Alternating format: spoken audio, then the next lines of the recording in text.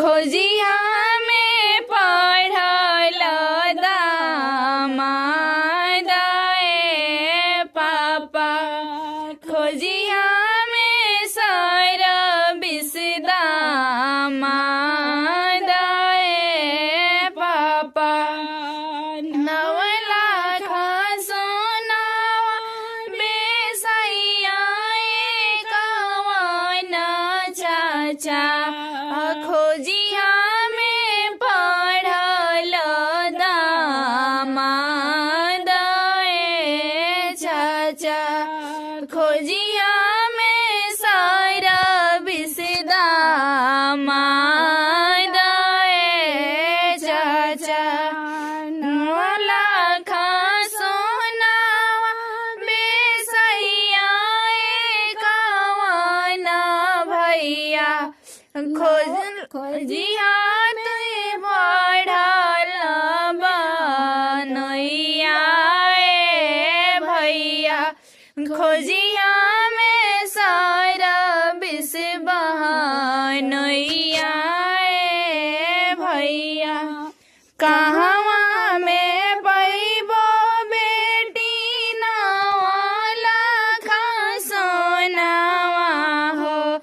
कहवा में पढ़ल दामाद ए बेटी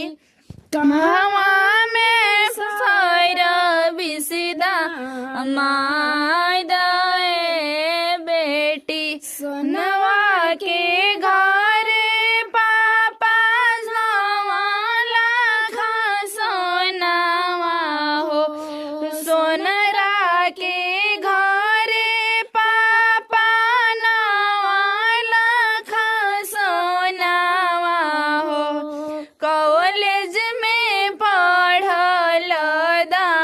दामाद ए पापा सहरा में सर बिस दामाद ए चाचा कैसे के जैना बेटी नौलखा सोनावा हो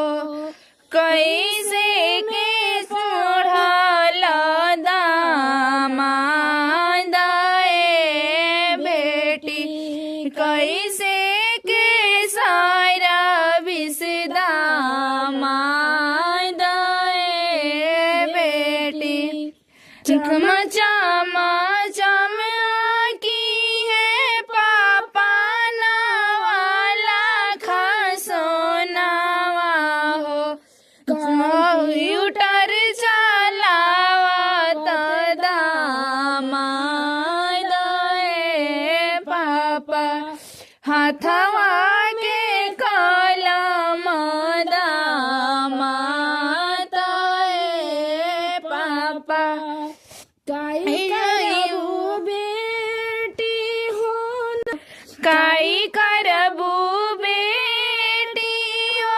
नौलखा सोनावा हो काई करबू पढ़ल दामाद ए बेटी काई करबू सर बिस दामाद ए बेटी करब सिंगार बापा नौलखा सोनावा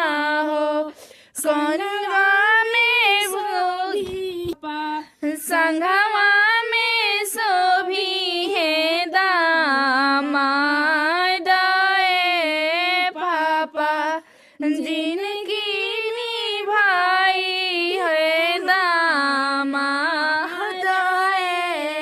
पापा ऊपर बाबा मोर बगिया लगवाले नी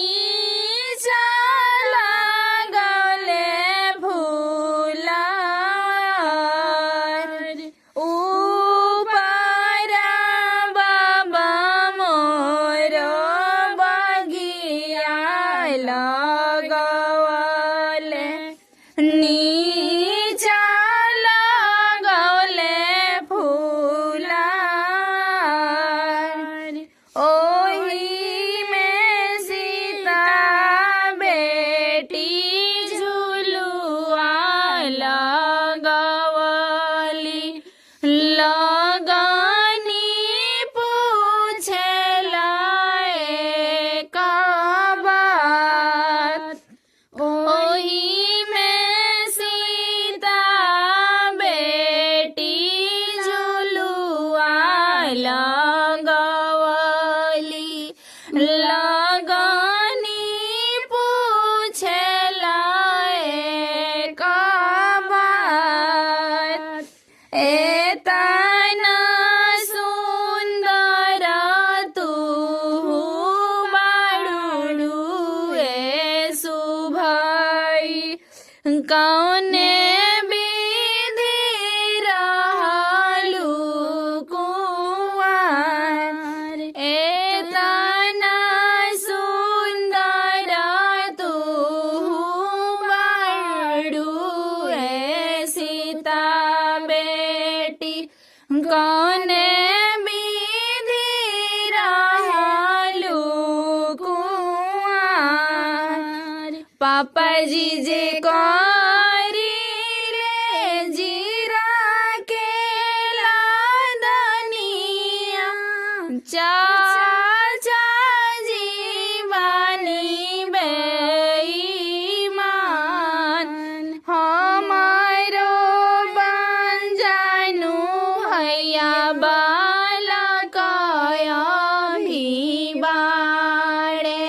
हो ओही विधि रहले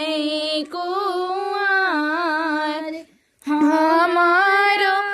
अनजानु भैया बालक भी बाड़े हो ओही विधि रहनी कुंवार पापा जी जे छोड़ीले जीरा के लादनिया चाचा जी भैनी ईमानदार पापा जी जे छोड़ीनी जीरा के लादनिया चाचा जी भैनी ईमानदार बालक भैया से आना होई गईले तब मोरा होखेला बियाह बालक भैया से आना होई